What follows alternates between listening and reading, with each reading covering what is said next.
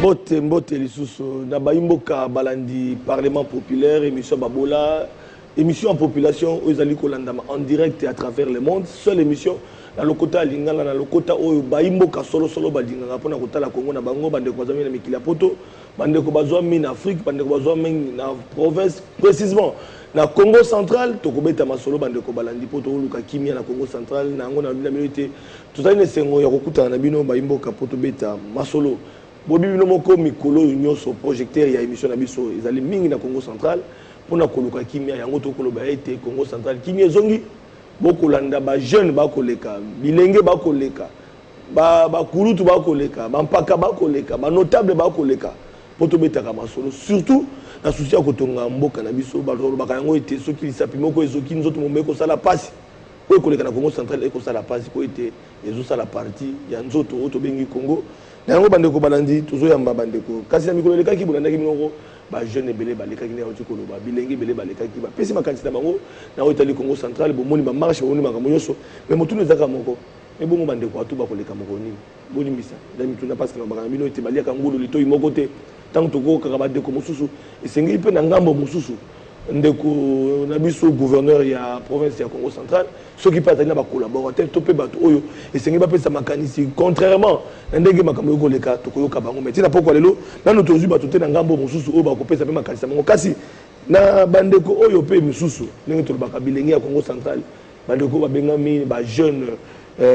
conscient pour le développement ya Congo central oyo to bengaka Jecodec oyo mokambi nango Papi Levi to mesana ko yamba mikole belé bambou le belé ndeko Papi Levi mbote ndeko journaliste lelo na kondolio mikole belé na banzi ete na mokolo tango Congo central eko kamba na kondo mbadu ndeto yambaka yo pona kubeta makambo ya Congo central ko lakisa ete kuna mwana mboka mbadu akosala makambo malamu te na banzi na yambaka olobaka kasi mikole belé mbadu azaka sute boni oyoka na rappel sute yango to koloba ba idéologie oyo ya kulutu na bino ebungi ka bona Congo central non ekobunga jamais parce que d'abord pour na répondre à question na yo nazo souhaiter ba condoléances na ba famille na oyo ba uti ko perdre bandeko na Matadi oyo ba de kambisto ba kotela ki na ba voleur armé mi balé ba kufaki moko na signé palace moko ya minkondo demana bana Matadi nazo rappeler na Matadi na Matadi nazo pesa bango ba condoléances na ba famille na bango et puis na bana Matadi nyonso ke toza ker na bango na ke kutaki nga ana Kinshasa et puis tozo lukato si ça ba kambo na ya ko sala rapidement pour na zonga to participer dans matanga wana pour na question poser ngai tozali moni tozali proche ya kondombadu leader d'opinion azatono vidité oya kono ko lubaka nyonso leader d'opinion soka leki na télévision soit alinga pesa message soit alinga pesa vérité na biloko moko ezali ko la moleli yango na rôle ya leader d'opinion mais tant on a moni que bon moni place bana mike baliaka bako ba bebisaka mokolo ya kapo akomba tant na moni que télé 50 ba yambi télé bana mike trop batiki moi salité et yanga na moni que non il faut na pesa point de vue nanga étant qu'intellectuel na pesa pour on ne ko pas jeune conscient pour le développement Congo central ba jeune conscient bino no ba bilengi vous allez penza na boanya na makanisi pour na bolingo Congo central oui mais Congo central comme ça la soni kimi ko zonga te na bité yo uti pe kuna ibisa biso kimi ezali na Congo central to ezali te oui kimi ezali na Congo central parce que na ye nazaki na boma na ye boye na vana na Matadi na vana na Matadi na ye nzela boye na ye nzela mutuka tina na Kasangulu kimia ezana na Congo central sauf que tokoloba kimia ezate insécurité ezana na Congo central parce que ba utiko bomadesha na semaine moko ba bomi batumi bali na banda kuna bango wana ezana insécurité na niveau Congo central mais na niveau nyonso kimia ezali ni lezo créer insécurité na Congo central il faut toloba quand même vérité au moni muto apesa ka 30 kg ce qui va peser 50 kg to des sacs à ciment tambola ko tambola malamu te de province a bloqué parce que muto ba pesi intermédiaire azana pour ko diriger province à Congo central te lorsque ba bomi batu na butu na tongo ni conseil de sécurité et amati na Kinshasa ayo sanina parce que province pour na ba bomi batu mi balé na semaine moko c'est grave mais lorsque sans un associé à population il faut organiser conseil de sécurité pour que basala ba enquête ba meka ko vérifier comment biloko e uti wapi. Vous comprenez? Mais lorsque vous avez le conseil de sécurité, besoin de Kinshasa, l'entretemps, milima batuezo kufa. Il faut pas qu'on ait hémorragie. Il y a un lobby de sécurité. Et ça les m'a parce que même jour. Mais qui met à Congo central? Qui met à Liboumou? Ce qui est loyo. Olandi olobi moi salité place bana ba kolia mokolo ya komba mais Olandi makambo belé koleka na Congo central surtout mes gestion makasi na Congo central bato ba ko sala 27 mois uta ba 30 mois uta Kondombadu oyo otalaki collaborateur na ye atiki Congo central na pasi lelo mokitani na ye balobi susu akonyokola bato ba ko souffrir lelo yo sengeli départ. Non, ce qui va servir départ, il y a gouverneur à tout peut-être bazan un problème na confiance na bango. Mon frère, et ça na ba péage mususu o basala lufu yema partout. Bazeko koko ça ata enveloppe salariale na bangote. Ata Bible lobi moi c'est que to ko pesa ka o ya zanango. Lorsque bino abazeko koko ça enveloppe salaire na binote, Jean-Marie go futa bino comment. On a le 1. Na route na so numéro 1. Gouverneur à tout azokumba charge oyo qui a été soko komi na route na zolo ba vérité parce que batu baningi ba yoka vérité na route ya kalakala nzela wana etonga maki na era gouverneur fait fuka unzola mais na moment ya gouverneur atuko kota na province ezalaki na procès ke bafuta ki mbongo wana nyonso te na entreprise batonga ki nzela wana lorsque gouverneur atu aye na tête ya province comme intérimaire automba bloquer ba compte ya province parce que dossier zaki na justice et entreprise n'a pas gagné. Choix ils allaient qui se fait débloquer par compte à province. Alors on va parcourir ba kenda qui na ba rétrocession auto zo na niveau province na route nationale numéro 1 na nzela route numéro 1 ba zwimbo wana ba futi entreprise wana et yango ndezo créer un paiement est dans la province de Congo central pour la tour à gouverneur à tout mais à un moment au sein des autres ezala na mona ki ministre à TPI à mataki na Kinshasa pour parler ba me kamuke ko revoir contrat wana pour na ba faciliter que ba gens va na salaire na bango au moins leader d'opinion il faut comme na source ozo vraie information pour le canal télévision parce que ce qu'on presse information comme la montée c'est que ça leader d'opinion alors mais je faut pour na nini yemo ko de combat akoloba te ako azana ba communicateur te to comprendre te bilenge ba koleka ka bazolo ba kama mbe koleka na Congo central likambo eleka ki ya Sony o lelo Congo central ko miko ka Sony ko miko ki s'appelle ba Congo Sony lokola yo ebisangai bato akoloba te ba koleka te pe pona ko démentir to pe pona ko pesa ba information mais sengeli ba leader d'opinion mususu lokola bino ba mususu ba lekaka pona ko pesa ka makanisi o itali Congo central bino boko mona yango ndenge non d'abord il faut to yebageza makamba Sony un vrai mukongo lokola ngana ko sala débat nango mingi te na télévision parce que ce que loko yo so Sony yo pourquoi so ko lobela ngaka mais ce qui gouverneur a tout à garder silence parce que Bible lobby garder silence ngamo ko nzambe na ko bundela yo wana le 1 le 2 il a compris que Kouana et Outina Kinshasa et qu'on a déstabilisé province à Congo central. Vous comprenez? Mais lorsque Batu Bazo Loba, mais Batu Bazo financé, Batu Bapesa qui Bangombongo, pour aller à la télévision, va continuer à déstabiliser province à Congo central. Nous sommes des Bakongo. Na Bakongo, on a adage, Moko Bakoko Batike Labiso, ou est-ce la patrimoine Nabiso, ou Babengi Kinjonji. Donc, ce qui est problème, les alliés, beaucoup qui n'a pas été, Bovandi, pour raisonner ensemble. Ce qui beaucoup qui sanctionné, beaucoup sanctionné, Bango, yon dit qui nous a été au costume, au même la justice. Ce qui est beaucoup de Lukabo, Bongisa, parce que les qui n'a eu, gouverneur a tout juste le mot de Konabiso. Ce qui est long, il y a pas de makambo, nous sommes de Konabiso. Il faut que les locaux babengi kinjonji dialogue. Mais lorsque déjà bino bandi ko finga pour bazo financer bino na bato baza ba candidat gouverneur ba o bazo se prétendre bazo prétendre ba ko gouverneur un jour bato ba chaki eliki ki ba ko bima na gouvernement national lorsque gouvernement est bimi ba ko mo bimi te bazo sa refuge na Congo central mon frère. Ce qui est intérêt mon côté quelconque. Pourquoi pas te vendre à ton solo là? Vous comprenez? Parce que exact ma kamesa na mboko na biso moko. Eza na sénateur moko batiki ndengwana. Na moni marche moko na province na bangote. Na moni ba notable na bangote na ba jeune leader ya province na bangote ba leki na télévision pour ba luba makambo wana. Ezaka ye moko te, ezaka na gouverneur moko to tanga na réseaux sociaux. Et à côté de la makambo on a katia bureau na ye mais te moni que province na ba notable la province wana na ba jeune leader la province wana ba bombi yango do ba ranger entre bango moko pourquoi biso na Congo central to bimisa bolumbu na biso libanda mais alors mais ce que to ko sona excusez-moi ce que to ko sona je préfère to sona na ndako Batu bakoka makele na biso te que to so na libanda. Mais ngana kota mingi na makambo na télé ezolo ba mabe parce que ba ko ba ki gestion Congo central exact quand même mboka oyo bandaki ko lesa gouvernement na biso na Italie recette à budget mais ceux qui le Congo central o azaki moto ya momi bale ba ko wela Katanga mais le Congo central a commis le 26e province na Italie contribution na assiette beaucoup monde a été no Congo oui bande comme ça Congo central ba déplorer ça que tolo ba makambo Italie problème privé na lobi na yo ke ceux qui montent à l'obin de c'est archi faux parce que tout ça va taxe moko à niveau province na ba taxe à niveau national. Vous comprenez? La taxe provinciale est gérée par l'entreprise DGR cassé mutu à Angisaka, Bambon ou la province à Congo central. Il faut que vous connaissez la vérité vous affranchira. Bateau Bazol les Kabazo Chama qui le combat ton vide, mais Bazana va donner. Est-ce que 27 mois? C'est là mon frère. 30 mois. Ou dans Kondomba, aux Alagana, les Bilonamba de boutique héritage à Congo central. La lobby na yo ke eza na province mon côté Sibiraka ba injustice na République démocratique ou eza ko la Congo central. Vous comprenez? Le rétrocession pétrole à Mwanda. Congo central a bénéficié à combien? Combien rétrocéder dans la province de Congo central? Pour le courant à Inga, Congo central a combien? Pour la route nationale, tout le long, il y a route nationale numéro 1 et dans la province de Congo central. Combien de millions de salaka par mois? Oyo bon sabanjela ba secteur agricole. Oyo ko tinda ke gouverneur afuta bajan. Mbongo za gérer na ba chinois et za gérer na Kinshasa aw. Vous comprenez? Et ça biloko to déplorer quand le gouverneur a tout aillé na province de Congo central. Aïe ko coûte plus de 16 milliards. De nyongo ba nyongo ezaki na ba banque ba nyongo nezaka gouverneur mbadu atikaki yango te eza ba nyongo ba gouverneur o bazo kumisa ba gérant malamu avant mbadu donc bino tango yaka to futi ndambu na mbadu parce que yo tu travailles na mbadu oui beaucoup to banda ko futa ndambu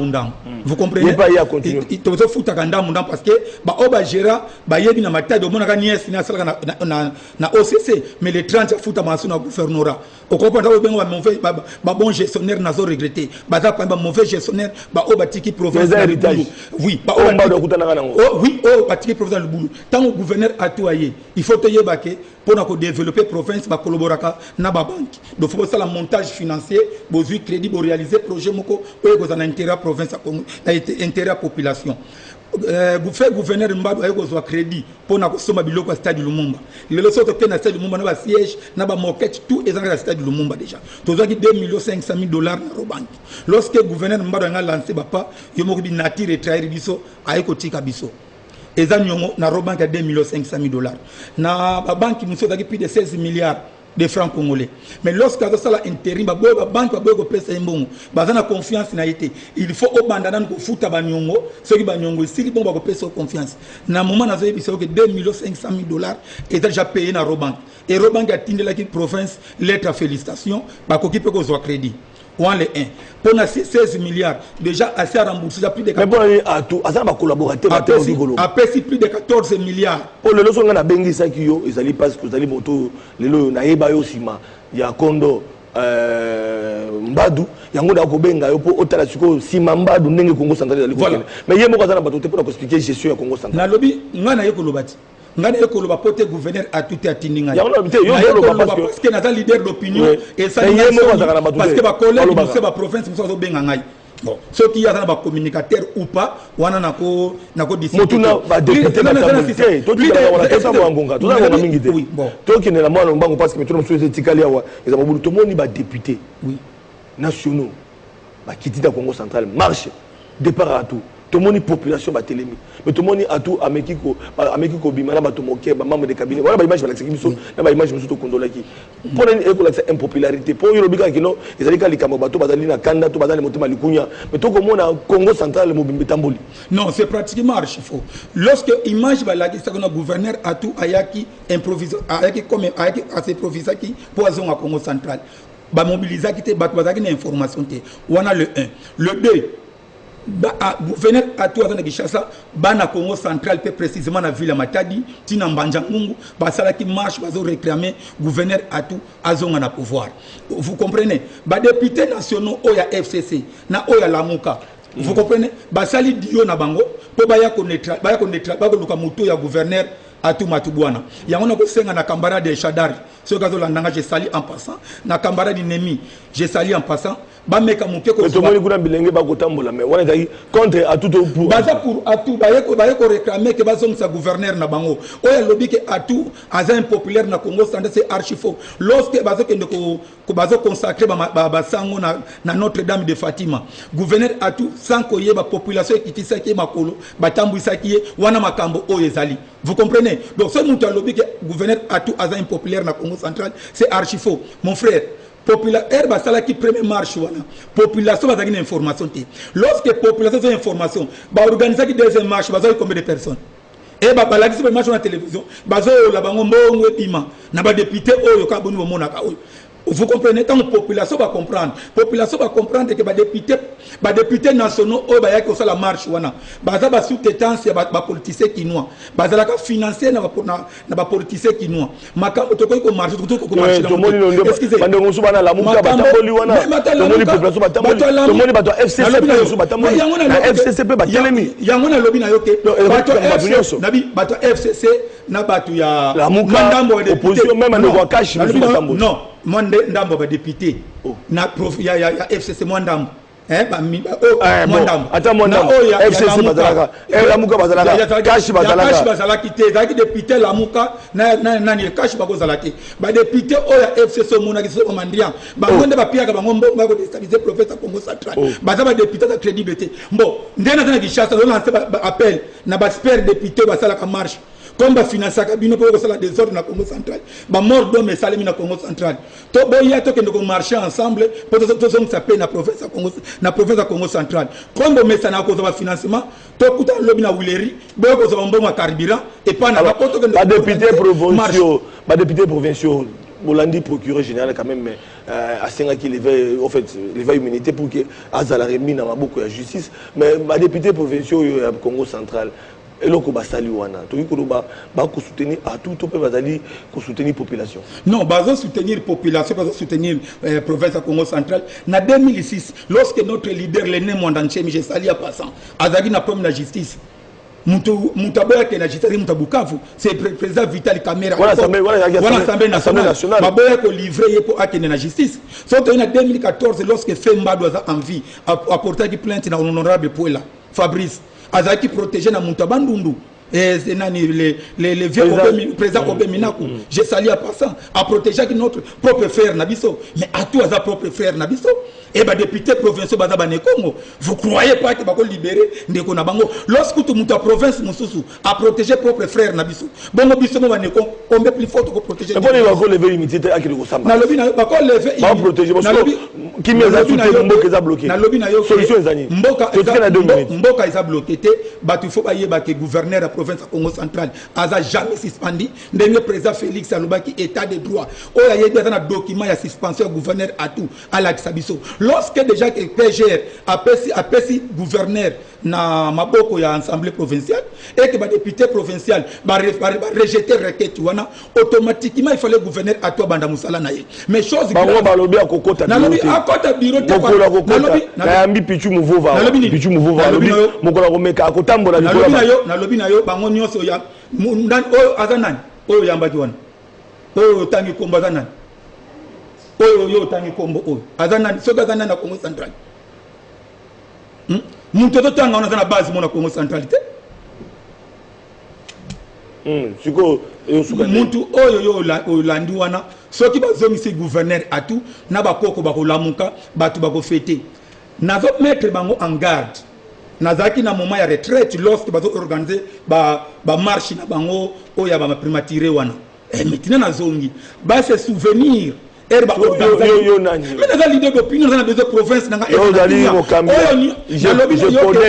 nyonso ko ça sous des ordres na province ya Congo central akokuta na ba makasi na feu kondo na tilo to makasi to za violence te makambo ezali makambo soja le koma atu na ba mususu non makambo oyo na lobi na yo ezala gouverneur atu ezala gouverneur Mbadu ezala gouverneur César Chassadin Tumba bazaki ba gouverneur à province na biso parce que ngaza mo Congo naza na droit ko défendre intérêt ba Congo ba oyo nyonso mot de la fin on a kimia na Congo central na ko interpeller d'abord ba leader ba jeune leader d'opinion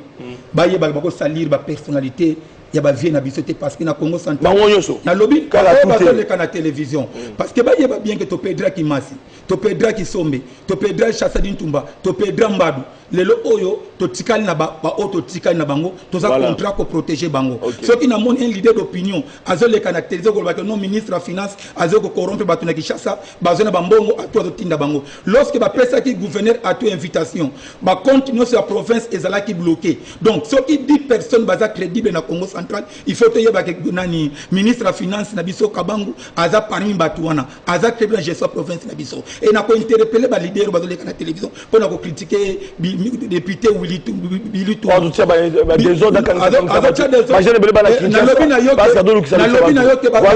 excusez mon frère merci beaucoup bazol luka ko déstabiliser ba député na biso Billy Tour ngazalaki innocent batika ye calme moto nyonso azana droit ya point de vue na ye ezala na de honorable Lorette ko décourager que bana basse belé va décourager pour na ko ça la politique beaucoup ça la politique bozana soutien ya population et maman Lorette Njolani ko banga eloko mo côté bango tout ba chama kelelo ce sont des créatures ngaza créateur donc na ko banga bango nzamba pambola province na biso ya Congo central et ndenge nazana Kinshasa awa naza prêt ko répondre na mutu nyos parce que le côté c'est na biso lingi lelo yo bato baza pro à tout baleka na lobby na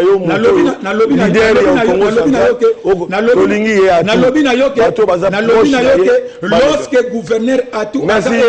ba député provinciaux ngai na ko continuer ko défendre ko luka muntu mususu te ngap na za contrat débat contradictoire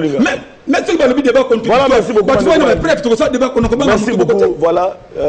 Pichu Muvova olobaki au débat contradictoire l'idée d'opinion mususu azali ni mutu ya atu ni mutu ya bato ya tane mutu bandana mbato lobiki no mais pour étali Congo central akoloba donc ceux qui ndeko Pichu Muvova kaka la plateau lobaki ceux qui mutamo ayawa to sala débat contradictoire mutamo na ndeko bala ndeko mina suka tolingi kimia na Congo central tolingi kimia kuna po été Congo central to bakango soki lisapi moko ezoki nzoto mumbeko sala pasi yango to kolandela voilà bande ko balandi to kutani lobby na invité mususu na masola sika matondo mingi na mona mboka Papi Levi o atali mokambi ya G-Codec o bengami bongo jeune congolais conscient pour le développement du Congo central matondo. Merci. Voilà. Toka bonne.